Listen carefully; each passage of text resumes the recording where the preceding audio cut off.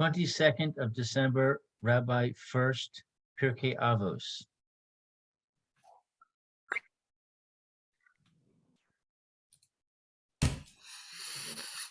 There you go. They got it. There's Rav Aron. Maybe it's what? Well, there you are. We can see you now. Yeah, thank you so much. Good morning, everyone. He'll be here shortly. Thank you. Have a great day. Good morning. You too now. Good morning, Lou. Good morning, Mayor. Good Good morning, morning. Rabbi. I sent you an email, Rabbi. Are you talking, Rabbi, first? Yes, I was talking. Did you hear me? Oh, Yeah, now we can hear you. I don't know what you Oh, said. okay. Good morning. Good morning, Roy. Good morning, Mayor. Good morning, Lou. Can't, Okay, good. Yeah, very, very true. I didn't prepare any particular reading material today because I kind of wanted to follow up. I didn't want to take too much time from the Mishnah Berurah here on this point, but there was a comment that Lou made yesterday in our Mishnah Berurah here. Good morning, Barry. Morning. So if you remember, especially for Roy, that we're learning in the Mishnah Berurah about the Sis Kamayim, Birkas Kohanim. Okay, and the situation was as such in halacha. Let's say you have a base Knesset, and the Mechaber mentions that if you have a base Knesset that's full of Kohanim, there's no Yisrael in there. So if you have more than 10 Kohanim, so 10 Kohanim stay down to make up the congregation, and the extra more than 10 Kohanim go up and they duken. And if you only have 10 exactly, right, so everyone goes up, and then the question is, well, who's going to answer amen to the bracha? So the Mechaber says the children and the women, they will answer amen to the bracha. Right? The Mishnah Berurah made a comment that there's no, they're not, even though they're not included in the bracha, the women and children still can answer amen to the bracha. So Lou made a point to mention that why aren't they included in the bracha? Right? Why aren't they part of the bracha? So the answer that was given yesterday, which I think is based on the psukim there in Midbar, the Parshas Nostoi, is that Kadosh Baruch Hu said that the Kohanim shouldn't give a bracha to Bnei Yisrael. Bnei Yisrael, and many times we see that Bnei Yisrael is a specific reference to the men of Klal Yisrael, right? And not the women of Klal Yisrael. Okay? So you see that the Kadosh Baruch Hu wants to segregate the men from the women in certain mitzvahs. You see that men have certain mitzvahs and women don't. And on the other hand, women have certain mitzvahs and men don't. So I wanted to kind of open up a discussion on this point before I didn't want to take up too much time from Mr. Berurah here on this because it's more of a hashkafa type of a question rather than specifically halachic. But I want to ask the following question: why should that be? Why should that be? Why can't the Kadosh Baruch Hu treat equally men and women? That's basically the question, right? We would hopefully expect, maybe perhaps, that everyone should be treated equally. So why can't everyone have the same mitzvahs to fulfill, and why can't they be all included in the mitzvahs, in this particular mitzvah of Birkas Kohanim, for example? I assume that we've got different neshamas, different kinds of neshamas. So we're actually a man and a woman are actually two halves of the same neshama in a certain way of looking at things. Yes. Right? In a certain way of looking at things. That means Right. In the beginning, they were together, right? They were one person. Right. Adam Arishon and Chava were created in the original Connected. connected. They're back to back, and they were connected. And then Hashem is sort of recreated them separately. Well, So- I just wanted to, after the share, I started to look it up yesterday. Yeah. To try and make some sense out of it.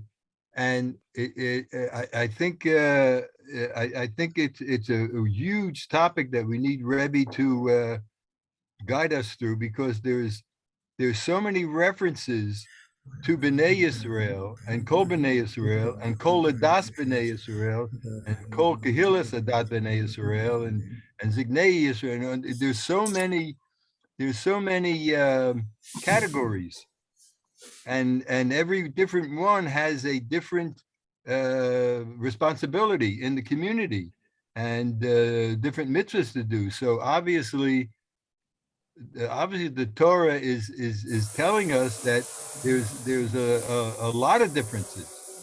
Right. Correct. And so, yeah, we have to study what's the difference between Bnei Yisrael and Kol Adas Bnei Yisrael and Kol Kehilas Adas Bnei Yisrael. They're all groups of people. Sometimes the women are included, sometimes they're not.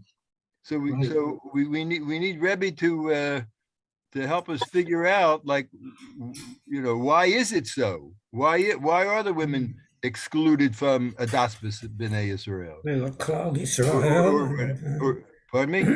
we've got Klal Yisrael and Kol Good. Yisrael. Yeah, right, exactly. There's so many categories. It's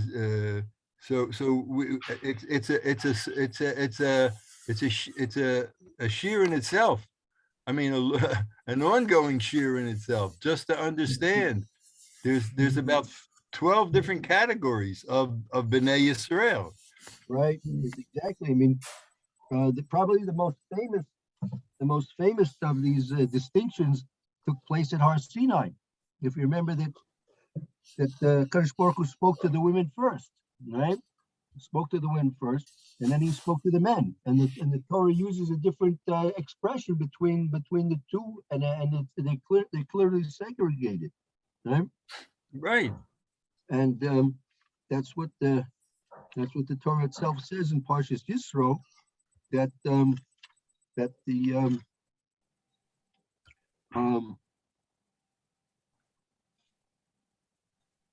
Kadosh Baruch Hu used the expression when he spoke to the women. He used a different expression for the women and a different expression for the men. And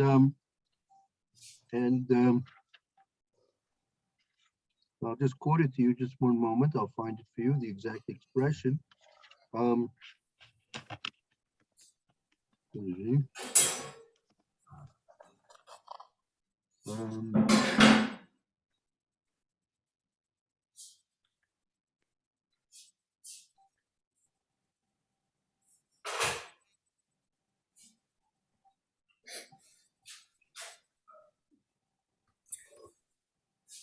Well, while we're waiting, just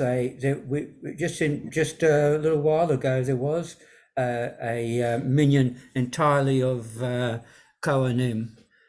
The family had a lot of boys. Yes. Cohen family had a lot of boys, and there was a bar mitzvah, and so they're going to have trouble calling up people. So something looked like that, whatever it was. So they decided to have just Kohanim. Ah, right. Very So good. that was just recently. Mm-hmm. That was Yeah. right. Very good. So let's see. I'm not sure where that is. 1 second. Tony Mahariamus.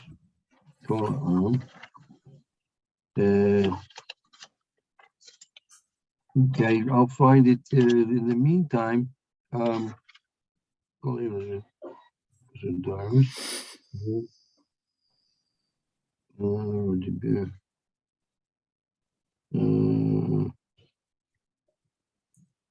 Let's see. Okay, I tell you, I don't find the exact lashon now.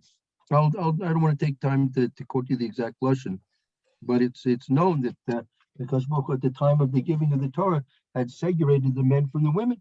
They were completely segregated. And he spoke differently to the women and as he spoke to the men. And so it's obviously a very important thing that the Kadosh Baruch Hu wants to do. And you're right, Barry, in terms of all the various different nuances between the various different expressions that are used to refer to Klal Yisrael. Right? They mean different things at different times within the context of what's being discussed. Yeah, the problem, the challenge is that in order to really understand a pasuk, we have to figure it out, because that's the learning. Hashem is calling a group of people Adas Yisrael for a reason, and not Kol Adas Yisrael or Bnei Yisrael. Hashem is it's like splitting the atom. we need to learn it. It's not the it's not the I don't know, rocking chair reading. Yeah. No, and the Meforshim speak about these things. They mention these things, and they definitely have meanings. So Sure. I mean, it's a big. I'm asking Rebbe if we could somehow, in the future, put it on the Google Calendar. We could actually like start a shear on Bnei Yisrael, or whatever you want to call it, and Right, then so- work our way through all of the 15 or 20 references to different groups. It's very good, and it's actually Bashkacha. It's very good that we're mentioning and doing it now. I'll tell you why, because now is the when we come to the Sefer Shmos and all the parshas of Shmos, this is the beginning of the formation of Klal Yisrael. And up until now, it was Beis Yaakov. Really, there was just the family of Yaakov. But now we're coming to the formation of Klal Yisrael as a nation, right? And so now we're going to be seeing all these different expressions used in Kadosh Baruch Hu's reference to the Jewish people as a Right, nation, as a people.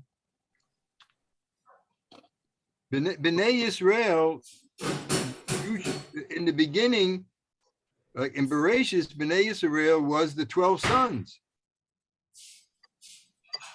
Right.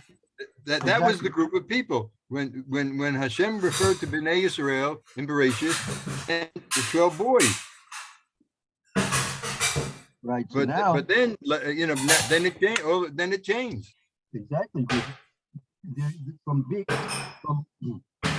the translation from being a translation between being a family and becoming a people. That's what we're going to be learning through these next parshas and through a whole Sefer Shmos.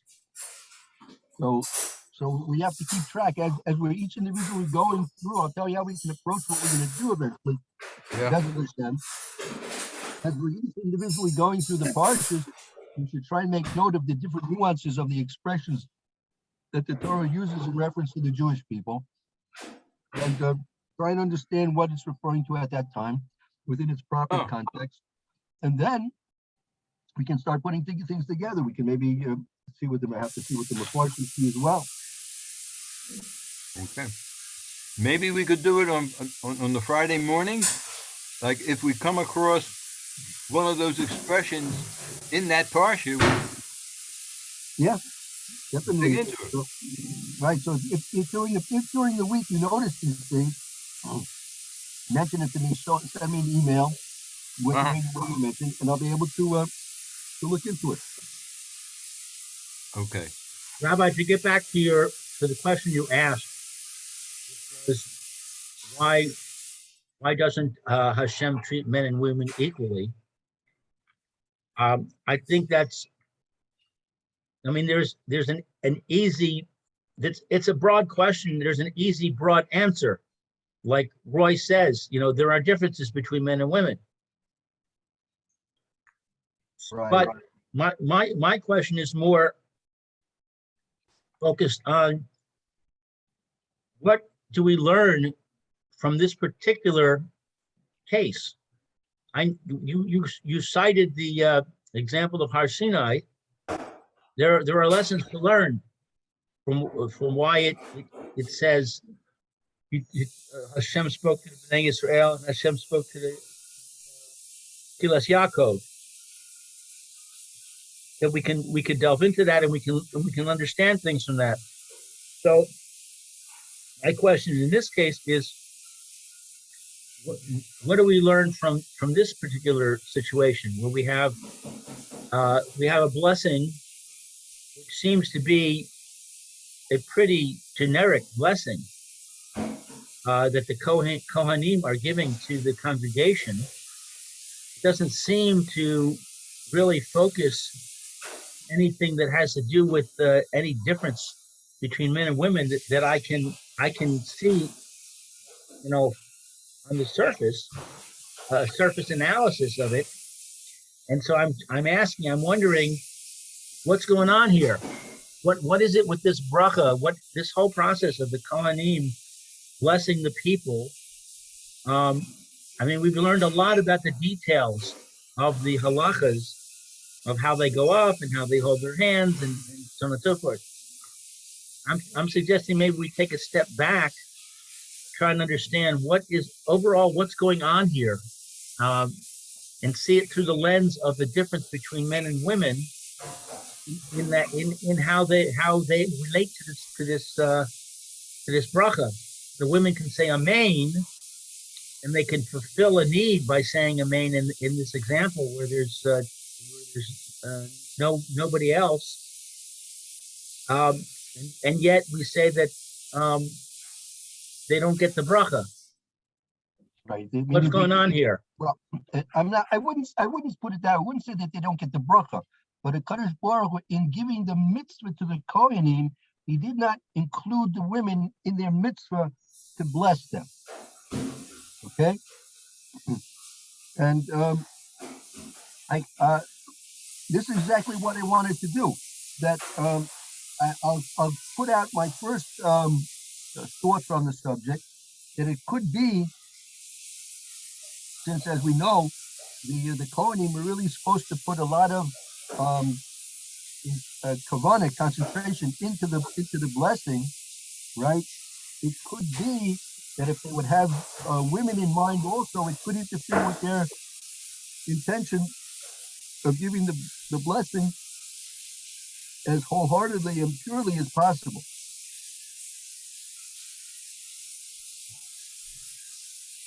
That was my first thought. Because the Kohen knows the men in the congregation, and he can think about them and focus on them, but he doesn't know the women. Yeah, maybe it could be in terms of the sneers that the Kohen, Hashem didn't want the Kohen to be focusing their attention on women at the time of giving the bracha. And if they were giving the bracha to everybody, it could be that they would possibly focus their attention on women or a particular woman, perhaps, and that could be a interference with the purity and the perfection of the bracha. It could be a distraction. Yeah, a distraction, exactly. Yeah, that was my first thought. Just from a practical point of view. That is that an issue of sneus? Is that what Rebbe's saying? It could be. It's in the general category of sneus. That a man, we know that a man should not have in mind. He shouldn't be thinking about women. A man shouldn't be. He should have other thoughts in his mind besides women. So then, yeah. So I thought Lou would ask this question. Follow-up question is: so how are the ladies covered by the bracha? In other words, if the husbands get the bracha, so that's sufficient that they will, I don't know, so to speak, share the nachas. Is that what happens? Well, I'm not really expert in how brachas take effect and how they do what they're supposed to do, but I would say even if a woman's not married, you have a single women as well, right? So it's not that they're going to get the brachas whatever benefit, let's put it this way. I would imagine that whatever brachas the Kohanim are giving, the women also benefit from these brachas, right? The women also benefit from these Right, brachas. they must, right, they're not excluded. No, we're not saying that they're excluded, and the children also. Because whatever we say about women, we have to apply equally to the children, and the children, even if they're boys, right? So it could be that the children, they're not in the bracha because they're not bar mitzvah yet, so they're not part of the whole mitzvah.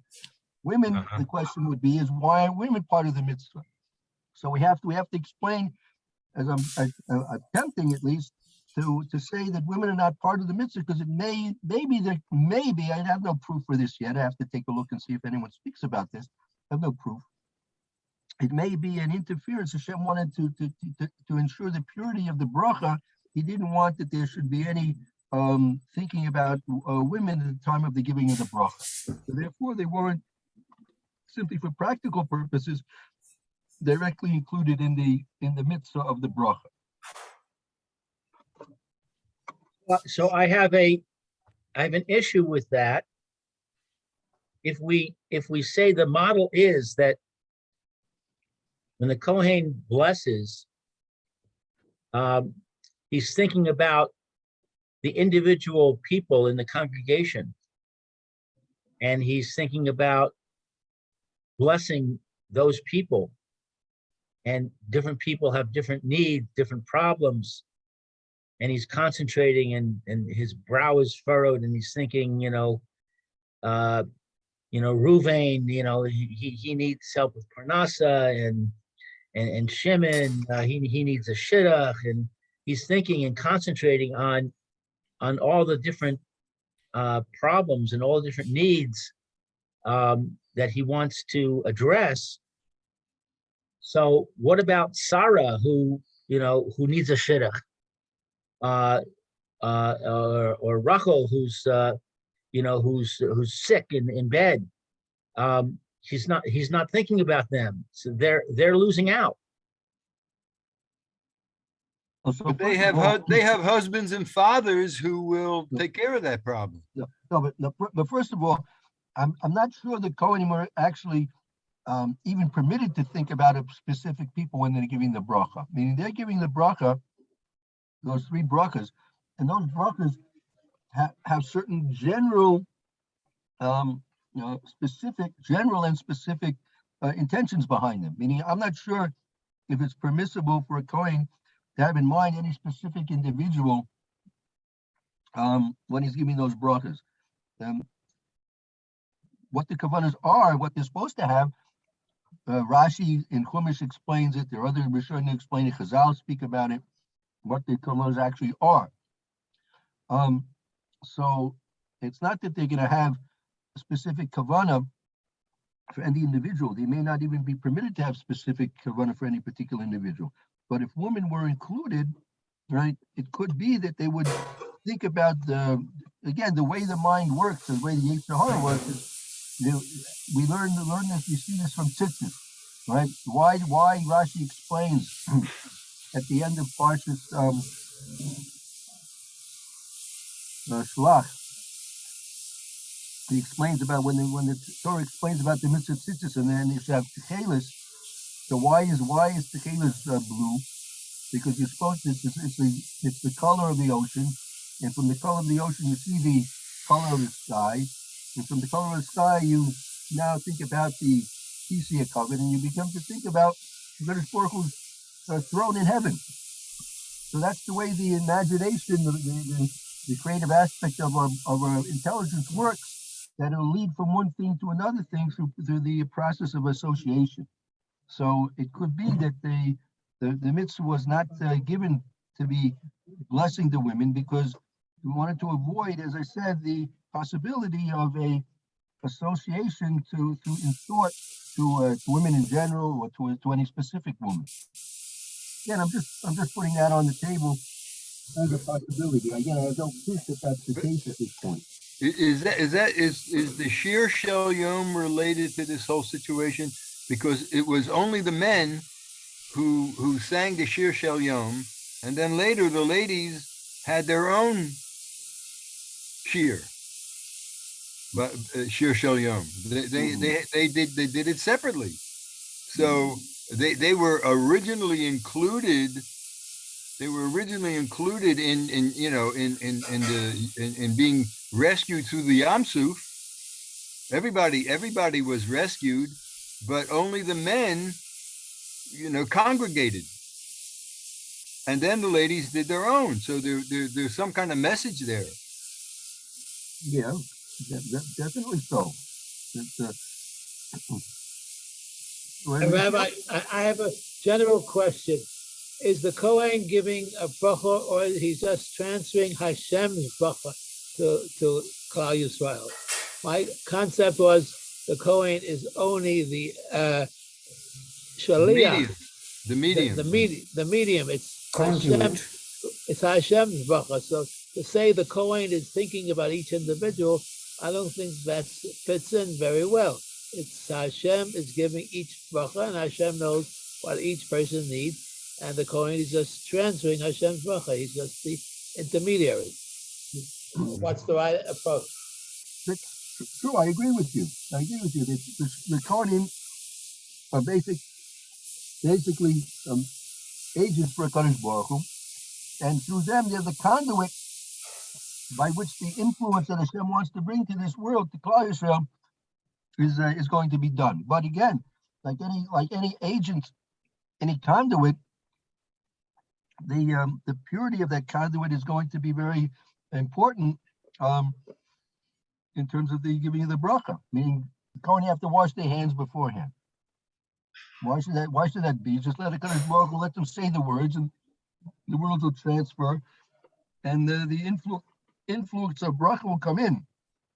Now we see there's a whole process of what they have to do in order to allow this influence of bracha to come into this world. So also a possibility is that the women are because when again Kadosh Baruch Hu clearly said to Bnei Yisrael, the bracha should be given to Bnei Yisrael, right? So you could go to the extreme and say specifically to Bnei Yisrael and only to the men of the Jewish people and not to the women. So that's basically the question that Lou is asking here. Why should the woman be excluded from the bracha? So to understand that, it could be worth our while to see what do all these three brachas mean? What does it mean v'yishmerecha? What does it mean v'yishmerecha? Right. So if just as an example, one moment.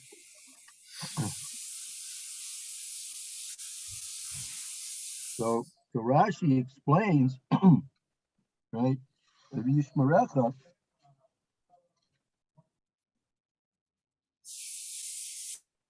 Right. So Rashi explains, what does it mean v'yishmerecha? Shlo yevo alecha shodidim lito mamoncha. That marauders, robbers, shouldn't come over and take your money from you. Yishmerecha, you should be guarded. Right? So Hashem should guard you that robbers won't take your money. Right? So that's something like in general, women are not going to be in a situation where they're going to be exposed to those dangers of Yishmerecha, right? They're not going to, that they have the women, that they have their own money. It's not a very common occurrence, and that they're going to be in a situation where robbers will come and accost them on their travels, right? So that's not exactly what is the normal case, right? Give me another.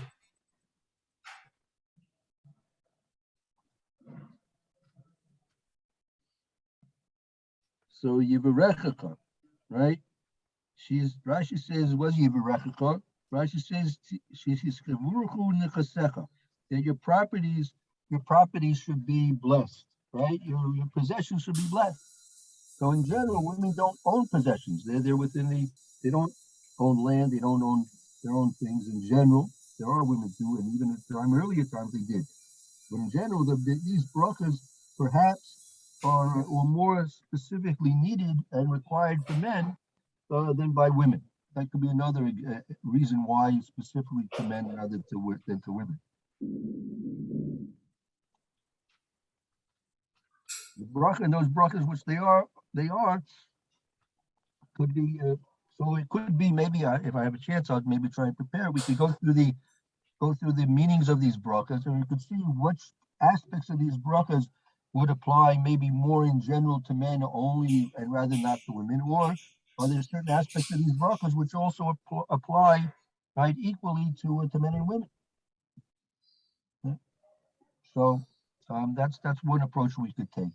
Given me, if I have a little time this afternoon, I'll try and look at it and see if that might be a fruitful approach to try and answer the question that's which is basically why apparently are women not included in the mitzvah of Birkas Kohanim. I'm wondering also about, I learned at some point that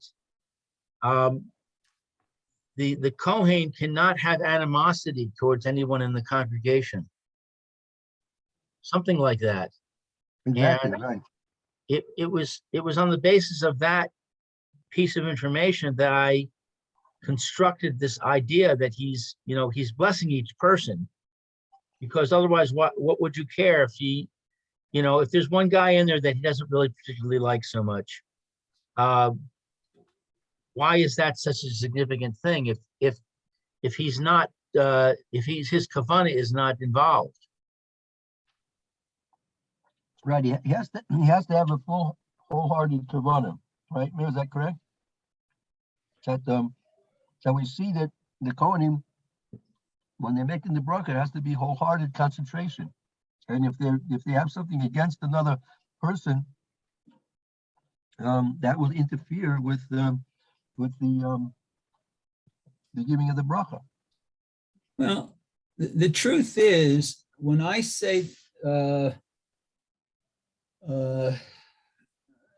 blessing, I'm thinking more of the words that Hashem is putting out to the congregation than thinking of the people themselves.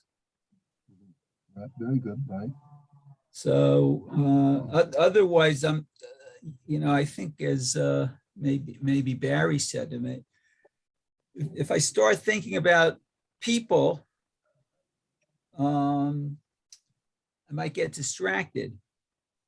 Plus the fact I learned once that the Kohanic blessing, I think with Rabbi Fairman, goes beyond the walls of the, actually we probably learned it here, the men in the field too. It goes beyond the walls of the shul. That's right. So in order not to get distracted, I really concentrate on the words themselves.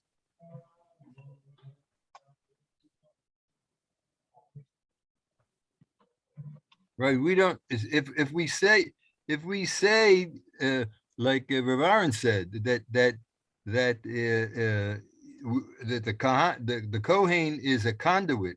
He's a medium that the bracha goes through. So it seems more reasonable for the Kohen to be concentrating on being the medium rather than thinking of any particular individual or any kind of problem.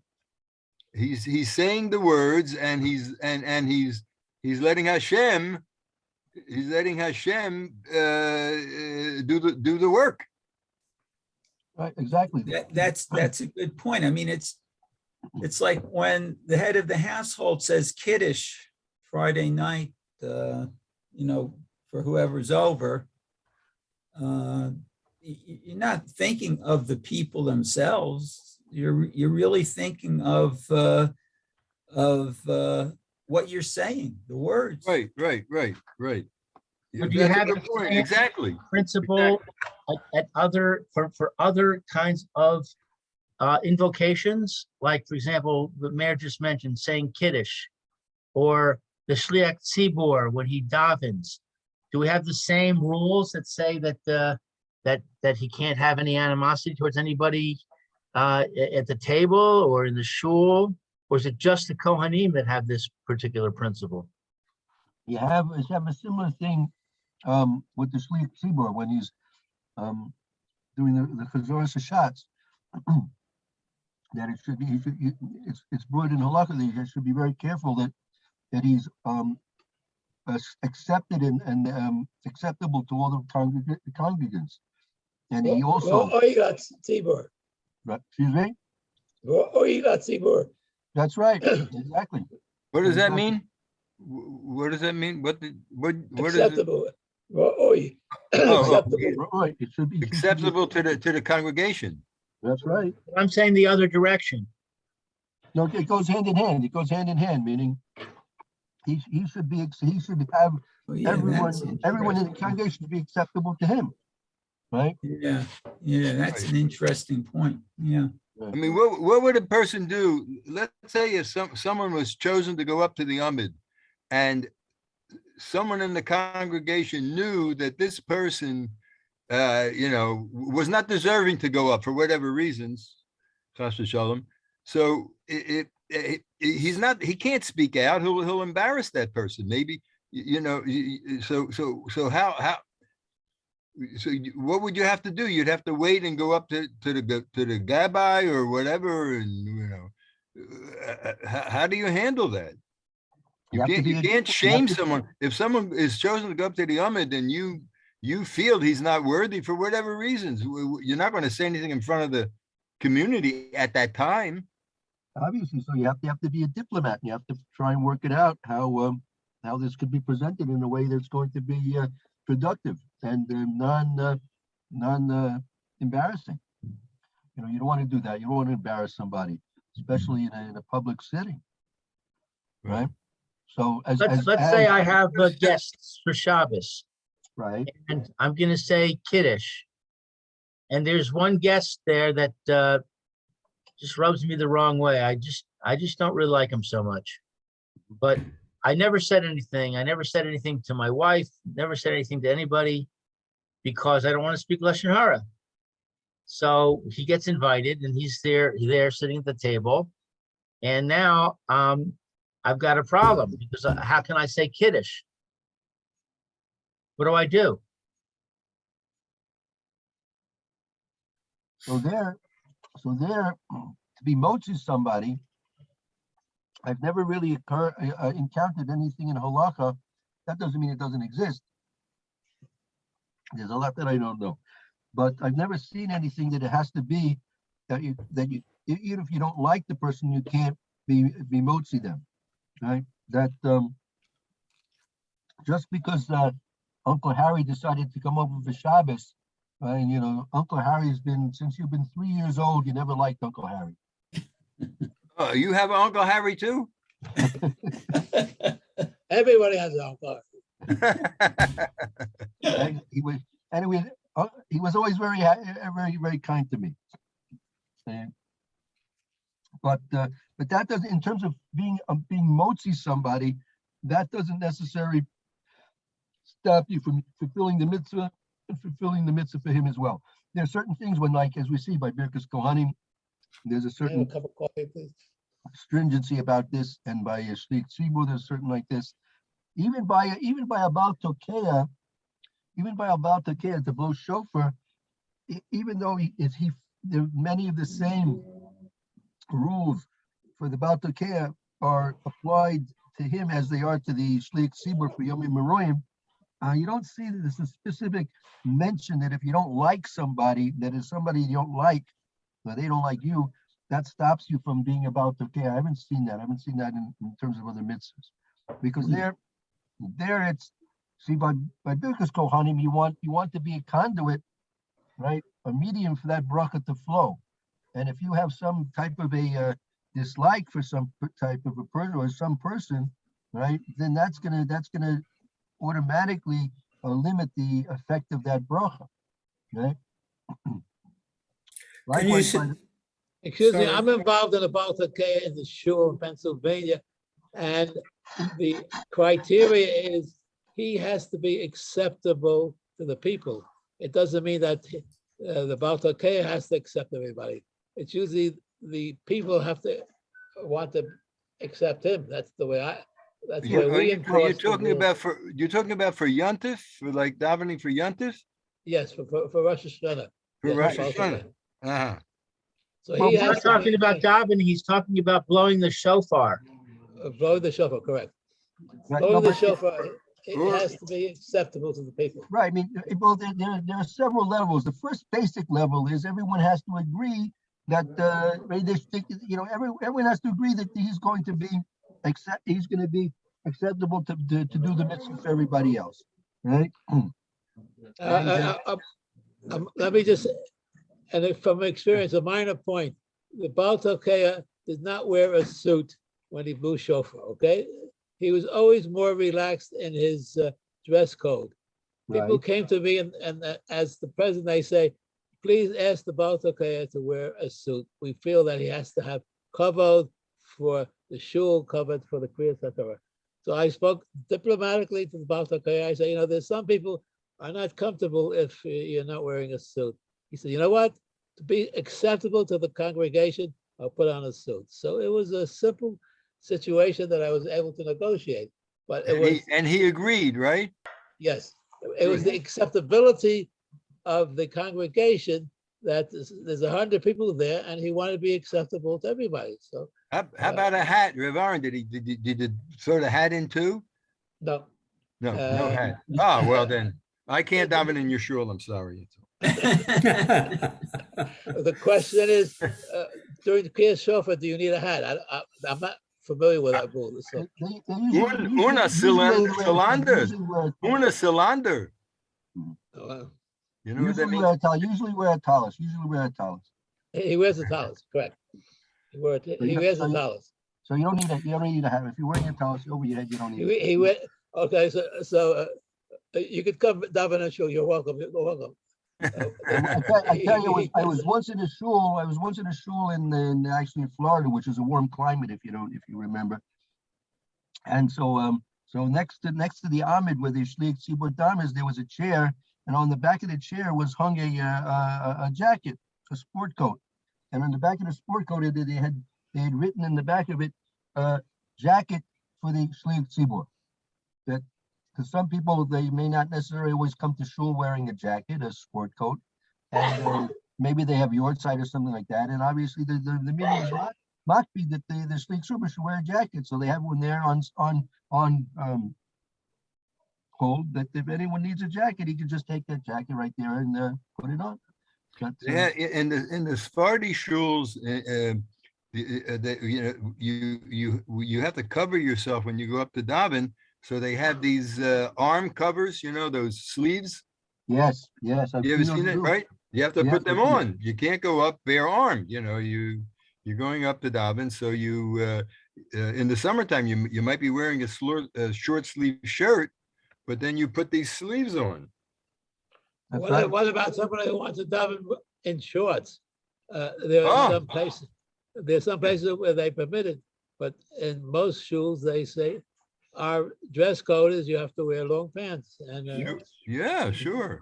Sure. well, It's a covet for For the tzibur, it's covered Hashem. tzibur. Excuse me, Roy. Did you want to say something a few moments ago? Did you have a comment to make, Roy? Yes, thank you. I was thinking that if you're going up to Duchen and you've got some people there you don't like, or similar situation, perhaps you could say something like to yourself, "I'm genuinely going to suspend this dislike, the covered Hashem and the brachas that I want to give. I'll accept everybody on equal footing, and Hashem help me to do this." Something like that. Yep. Just so you don't have any ill feeling. Is that what you're saying, Roy? Yeah. That's right. To get rid of the ill feeling you might have while you're, that makes sense. But what are you going to do with the guy who took his parking spot that morning 10, 15 minutes ago? Oh, parking Fine. spots are different. Parking spots. No, for any reason, whatever That's it right. is. Any reason, because you have to realize what's important in life, right? Mm. You have to realize that Hashem is running the world, and if you're supposed to park close to the shul, you park close to the shul. If you have to park around the block, you have to park around the block, and that's the way it's going to be. You have to accept it b'simcha. You have to accept it gladly. And it's Baruch Hashem. You have a car, you have a shul to go to, and other people have cars and shuls to go to. And sometimes someone takes your spot, and it's not the end of the world. Okay, we'll have to stop here. We'll see. Let's see what we can, if I find anything specifically more on this topic. And one way or the other, we'll have something to work on tomorrow. Okay, we're a break now. Yeah, take a few All right, minutes then. break. And we'll Have start a the next good day, one. Roy. Thank you. Roy, All of you okay, be Roy. well. Good afternoon, Roy. Thank you.